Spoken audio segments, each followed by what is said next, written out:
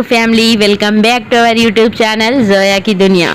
Yes, nails mehndi online classes में आज हम देखेंगे सेकंड क्लास। आज हम गुड़ के बिना यानी विदाउट जैगरी अरख प्रिपेयर करेंगे ओनली 2 इंग्रेडिएंट्स यूज करके। वो है, आप देख सकते हैं, शुगर और उसके साथ टी पाउडर। हाँ दोस्तों, बेसिक स्टेप्स क्लास 1 में हमने देखा था कि गुड़ को यूज करके किस तरह प्रिपेयर करते हैं। ये 2 भी नॉर्मल इंग्रेडिएंट्स है, हर एक के पास, हर एक के किचन में इजीली अवेलेबल रहते हैं। कौन सा टी पाउडर यूज करें, जो मैंने वीडियो में बताया था पर्टिकुलर वही वाला यूज करना है क्या? तो ऐसा कुछ नहीं है दोस्तों, जो आपके पास यानी जो टी पाउडर अवेलेबल रहेगा उसका ही यूज कीजिएगा। मैं यहाँ पर ले रही हूँ 5 स्पून्स टी पाउडर और उसी के हिसाब से यानी वही स्पून के मेजरमेंट से 5 स्पून शुगर।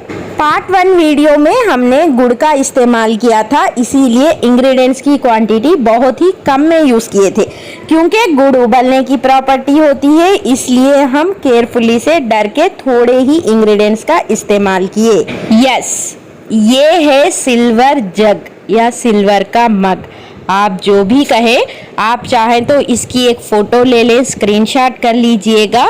सिल्वर स्टील के शॉप्स जो रहते हैं उनके पास जाइएगा, इस तरह का यानी सिल्वर जग या सिल्वर मग कहिए, वो आपको दे देंगे। इसका प्राइस है 50 to 60 रुपीज़।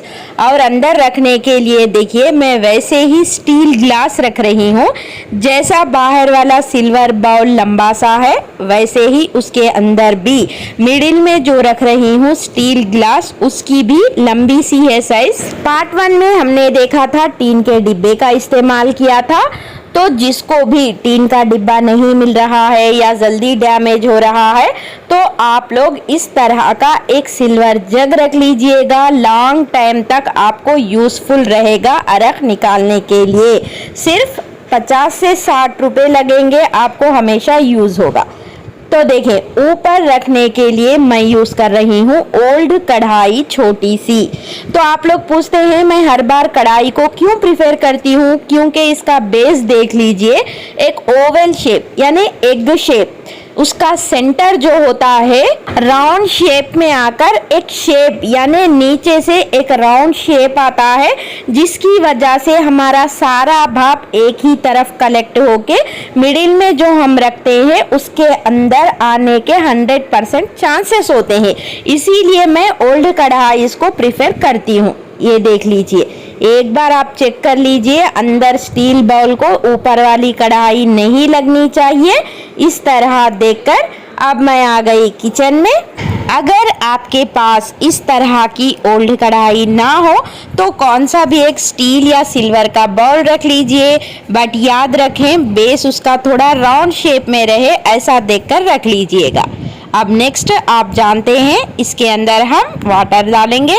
घर पर ही पर्सनल या 3 to 4 मेंबर्स के लिए इजीली हम इस तरह नेल्स मेहंदी प्रिपेयर कर सकते हैं। गुड़ को इस्तेमाल करना या स्किप कर सकते हैं, इन दोनों में क्या डिफरेंट होगा मैं आपको वीडियो के एंडिंग में बताऊंगी। अब हम कढ़ाई के अंदर पानी डालेंगे। कढ़ाई के अंदर फुल फिल भी नहीं और बहुत ही कम नहीं, मीडियम यानी हाफ कढ़ाई पानी डालेंगे, क्योंकि हमें बीच बीच में कढ़ाई को निकालकर चेक करना भी होता है यानी इस तरह। तो इसीलिए हम ज़्यादा फुलफिल नहीं करेंगे। अब फ्लेम को एकदम लो फ्लेम पे रखेंगे। 15 से 20 मिनट का टाइम लगेगा अरख आने के लिए। इसको डिस्टर्ब किए बिना डायरेक्ट आप आफ्टर 20 मिनट्स के बाद भी देख सकते हैं, बट मैं यहाँ पर after 5 minutes, yes just 5 minutes के बाद आप लोगों को बताऊं। इसीलिए देखें, ज़्यादा धुआं आ रहा है यानी स्मोक ज़्यादा आ रही है, और देख सकते हैं आप येलो कलर में जस्ट पानी की तरह जमा हुआ है अरख। तो इस पोजीशन पर बेहतर होगा कि कढ़ाई को ना निकालें। आप लोगों को अच्छे से समझ आ जाए स्टेप बाय स्टेप अंदर हो क्या रहा है, इसीलिए मैं बार बार कढ़ाई निकाल कर दिखा रही हूँ। अब यहाँ पर हम देखते हैं आफ्टर 10 मिनट्स के बाद, ये देखें जी, इससे पहले क्या था, लाइट येलो कलर में था, अब देखें वो येलो कलर वाला पानी यानी अरख कम्प्लीटली कलर चेंज हो रहा है। बस आफ्टर 20 मिनट्स के बाद कंप्लीट से धुआं भी ख़त्म हो जाएगा, यानी स्मोक आना भी कंप्लीट से ख़त्म हो जाएगा। क्योंकि जो भी इंग्रेडिएंट्स है वो जितनी देर पकते हैं यानी कुक होते हैं उसी टाइम पर धुआं आता है, उसके बाद स्मोक आना साइडों से कंप्लीट से ख़त्म हो जाता है। ये भी एक सिंबल है। अगर आपको दिख रहा कि साइडों के इंग्रेडिएंट और नहीं पके तो और 2 से 3 मिनट तक फ्लेम को रखकर ऑफ कर दीजिए। फ्लेम को ऑफ करने के बाद इमीडिएटली मत निकालें, क्योंकि उसके अंदर जितनी गर्मी रहती है उतना अरख कलेक्ट होने के चांसेस होते हैं। फ्लेम को ऑफ करने के बाद भी मैं ऐसे ही रख दी कढ़ाई को। ये देखिए एक 10 से 15 मिनट हो गया, यानी बाउल भी थोड़ा ठंडा हो गया। ये देखें कितना बेहतरीन अरख आया हुआ है।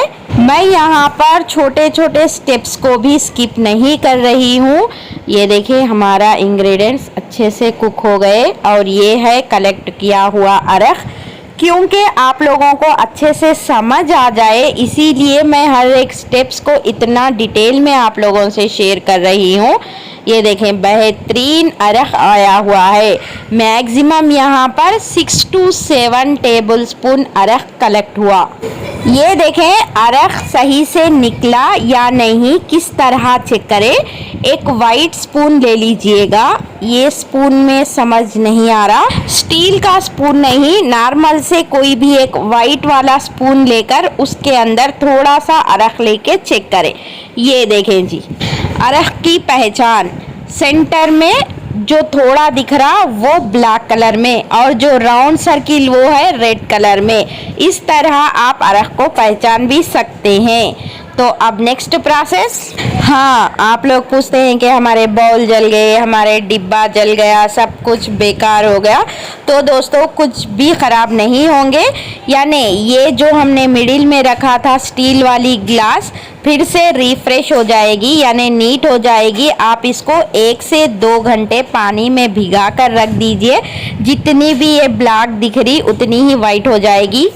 और जो हमारा सिल्वर का डिब्बा है दोस्तों, आप यकीन कीजिएगा इस तरह का डिब्बा यानी बॉक्स बहुत बहुत यूज़फुल होगा आप लोगों को अरख निकालने के लिए।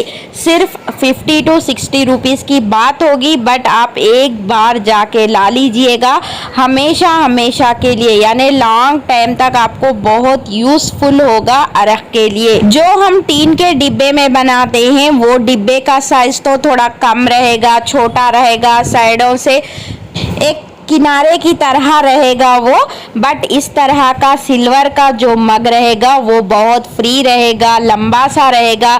आपको अरख बनाना बहुत आसान होगा। थोड़ा नहीं ज़्यादा अरख निकालने के लिए भी इस जग को हम यूज़ कर सकते हैं। तो मैं आप लोगों को सजेस्ट करूंगी कि अगर आप लोग रेगुलर अपने फैमिली मेंबर्स में बनाते हैं तो इस तरह का जग को बाय कर लीजिएगा। देखें ना आप, इसको क्लीन करना भी कितना आसान है। तो नेक्स्ट ये प्रोसेस भी आप जानते हैं। अरख के अंदर हम क्या ऐड करते हैं? मैदा को ऐड करते हैं। कुछ लोग पूछते हैं कि क्या हम इसके अंदर मेहंदी हीना पाउडर का यूज़ कर सकते हैं क्या? तो दोस्तों बिल्कुल यूज़ कर सकते हैं, उससे भी नेल्स पर यानी स्टेन अच्छा आएगा। बट अक्सर मैक्सिमम नेल्स मेहंदी के लिए हम मैदा को ही प्रिफर करते हैं, क्योंकि मैदा के अंदर एक इलास्टिसिटी होती है जिसे हमारे नेल्स पर ज़्यादा टाइम तक यानी लॉन्ग टाइम तक स्टिक करके यानी स्टे करके रहती है। जितनी देर पेस्ट हमारे नेल्स पर टिके रहेगा उतना ही स्टेन डार्क आएगा। बस यही रीज़न है कि हम नेल्स मेहंदी के लिए मैदा पेस्ट को प्रेफर करते हैं।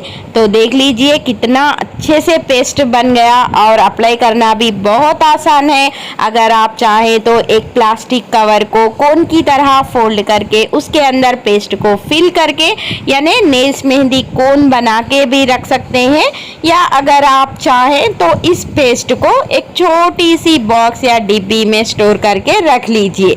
हाँ, आप लोगों को बहुत बार बता चुकी हूँ, अभी भी बता रही हूँ कि पेस्ट को इसी तरह ऐसे ही ना छोड़े, यानी अप्लाई करके कभी कभी अगर भूल चूक हो भी गई तो पेस्ट पूरा ड्राई हो जाएगा। पेस्ट अगर एक बार भी ड्राई हो गया तो नेल्स पर लगाना मुश्किल है, यानी पेस्ट पूरा बिगड़ जाएगा।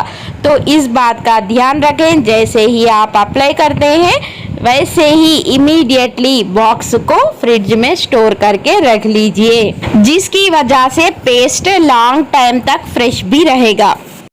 ये सिर्फ हमने 2 इंग्रेडिएंट से बनाए हैं। तो गुड़ को इस्तेमाल करने से क्या होता है, गुड़ का जो अरख होता है वो और लॉन्ग टाइम तक हमारे नेल्स पर स्टिक करके रहता है। बस यही डिफरेंस है दोनों अरख में। तो आपके नेल्स पर देखें 3 से 4 बार लगाइएगा, बहुत ही प्यारा सा डार्क कलर आ जाएगा आपके नेल्स पर। तो दोस्तों, ये है ऑनलाइन नेल्स मेहंदी क्लास 2।